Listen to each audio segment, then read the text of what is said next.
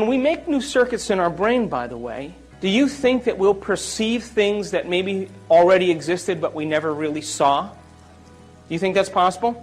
Do you think that the person who lives practicing being a victim every day gets good at it? Turn that on automatically? Yeah. Is it natural and second nature? And how will they perceive their world based on how they're wired?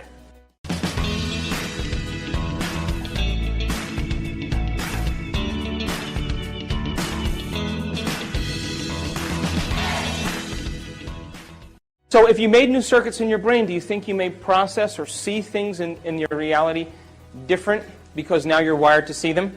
Do you accept that? Yeah. So if I put up a picture of a Monet on the screen up here, and I said to you, isn't that a beautiful picture of what Monet painted? You guys would all say, oh yeah, that's beautiful. And then I took the picture down and I said, did you guys know anything about Monet? Do you know that he spent 44 years of his life teaching himself how to see things differently? And he thought that every person was too busy to stop and pay attention to light. And he loved light. He loved the light first thing in the morning, and he loved the light at sunset, at the twilight hour. And he said that the golden light of the twilight hour and the brightness and the opalescent light in the morning actually colored reality. And that he said, if I can capture this in my paintings and make things bright enough and capture light, maybe people will stop and look and see what they never pay attention to. And then he said, you know, the wisteria and the bridge are one and the same. I can't paint them separate. They're the same to me. And as he got older, he developed cataracts. And the cataracts were so thick that when he looked at the light, it diffused the patterns. So he began to more and more paint exactly what he was seeing. And the doctors urged him to have an operation, to do something to help him. And you know what he said? I worked too hard to see this way. Now, if I took that painting and I put it back up on the screen, would you see it differently? Would you agree that because you learned new knowledge and new information, you made new circuits to perceive what was already there, but you never paid attention to? Yeah. Reality is the same way. Now, there's only two ways that we make connections in the brain. Only two ways. The first way we make connections in the brain is from knowledge that we gain, information, philosophy. Every time you learn something semantically new, every time you learn a new bit of information, you made a new connection. Could you create a new experience that's going to produce a new sensory feedback to the brain that's going to have a new emotion? And that new emotion then will help you to remember that experience better? And so can you picture in the quantum field future experiences that you would like to have that have nothing to do with survival? Yes. Nothing to do with pain? Nothing to do with sexuality? Nothing to do with success and power and control? But all those virtues that we secretly hope for, those are the end products of being able to experience something different than survival. But you see, we're so wired for survival that the human being thinks that what's happening out there is more real than what's happening in here. What makes us so unique, geniuses, as human beings, is that when other species are subjected to harsh environmental conditions, right, they have to continuously expose themselves to it over and over again until they start to modify their behavior. And as they start to modify their behavior, after several generations, they may be able to change their genetics and produce a way to acclimate or change as a result of that environmental stimuli. What's that called? Evolution, right? But that may take thousands of years. Human being doesn't have to do that.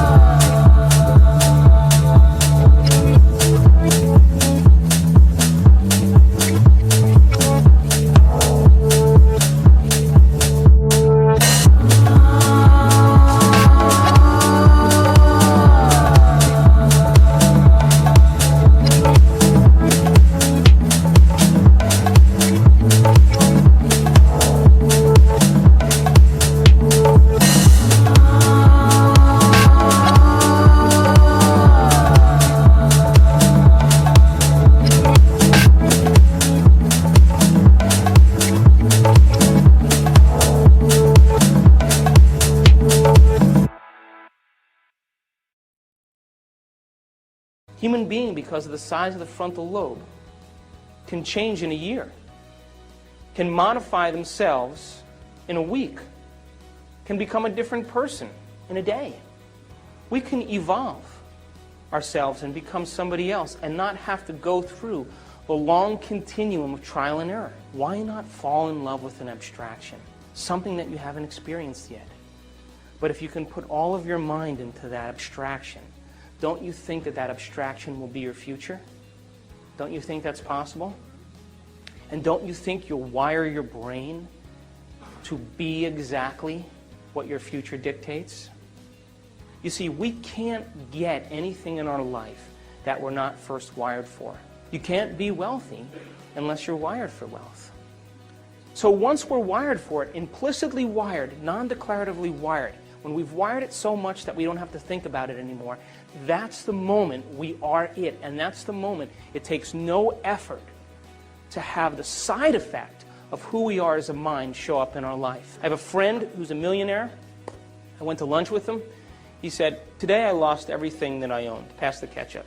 And I looked at him and I pushed the ketchup over there. And he's talking to me and I said, Jerry, aren't you upset? He said, what do you mean? I said, well, you lost everything you owned. He said, what? He said, I am money. I've made it thousands of times. I've made it 100 times. I'm going to go make it back in 2 weeks. So the question is, who are we going to rehearse ourselves to be every morning? Can you rehearse in the morning your greatest ideal and activate those circuits? As Joe Dispenza explained, it's not about thinking who we want to be. It's about becoming it. You need to become the person you want to be right now. Reinvent a new self and live as you are that person. That is when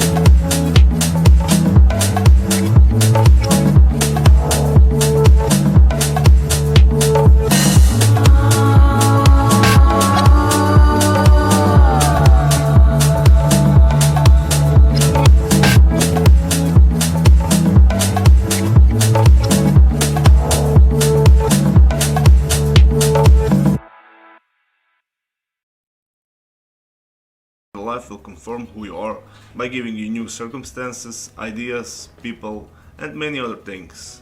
I hope you loved this speech by Dr. Joe Dispenza and you'll fall in love in abstract and possibility. If you will, give your thumbs up and subscribe for more videos like this. Share this video with your friends, spread the good vibes. You even have the option to join our channel and gain great new benefits. Stay good and have a great day.